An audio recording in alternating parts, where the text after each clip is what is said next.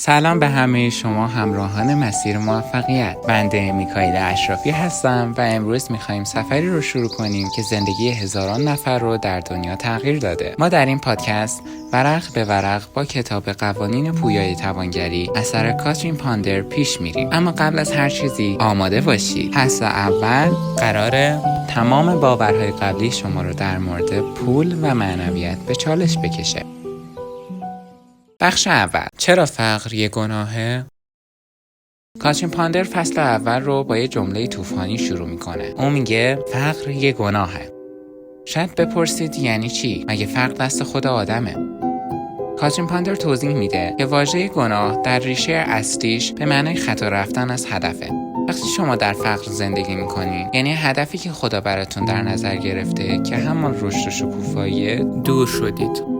اون میگه فقر بیماریه. همانطور که وقتی بدنتان درد میکنه به دنبال درمان میروید، فقر هم دردی است در کیف پول و زندگی شما که نشان میدهد یک جای فکرتان ایراد دارد. فقر باعث میشه انسان دروغ بگه، دزدی کنه، افسرده بشه و حتی مرتکب جنایات بشه. پس فقر نه تنها مقدس نیست، بلکه ریشه بسیاری از زشتی است. اما این سوال پیش میاد که چرا ما باید ثروتمند بشیم؟ و اینجاست که به بخش دوممون میرسیم. بخش دوم، حق الهی شما برای ثروتمند شدن. حالا به این فکر کنید، شما فرزند این کائنات هستید. کاترین پاندر معتقده که توانگری حق الهیه. او میگه خداوند ثروتمنده و چون شما آفریده اون هستید، تمام منابع جهان متعلق به شماست. او داستانی از خودش میگوید زمانی که یک مادر تنها بود و با فقر دست و پنجه نرم میکرد.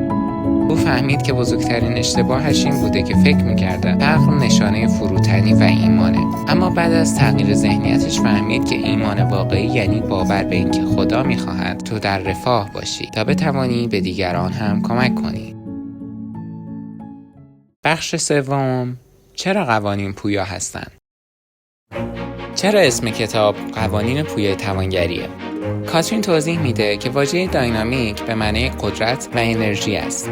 این قوانین مثل قانون جاذبه زمین یا قوانین ریاضی هستند.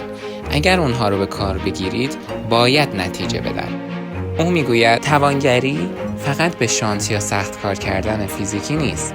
اگر فقط با کار سخت میشد ثروتمند شد، کسانی که در معدن کار میکنن باید ثروتمندترین آدم‌ها بودند. ثروت نتیجه تفکر درسته. او در این فصل تاکید میکنه که ذهن شما آهنربای شماست. اگر ذهن شما روی کمبود تنظیم شده باشه، فقر رو جذب میکنه. اگر ذهن شما روی فراوانی تنظیم شده باشه، فرصتهای مالی رو به سمت شما هجوم میاره. بخش چهارم و یکی از بخش‌های مهم از نظر من، تمرین عملی فصل اول.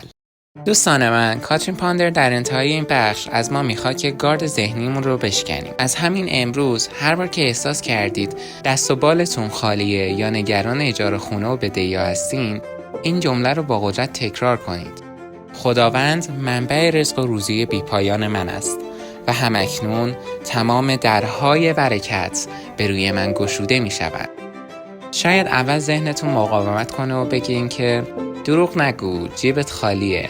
اما یادتون باشه شما دارین بذر جدیدی رو در ذهنتون میکارید. امروز فهمیدیم که فقر فضیلت نیست و ما حق داریم که ثروتمند بشیم. در اپیزود بعدی میخوایم سراغ یکی از عجیب ترین قوانین بریم، قانون خلأ.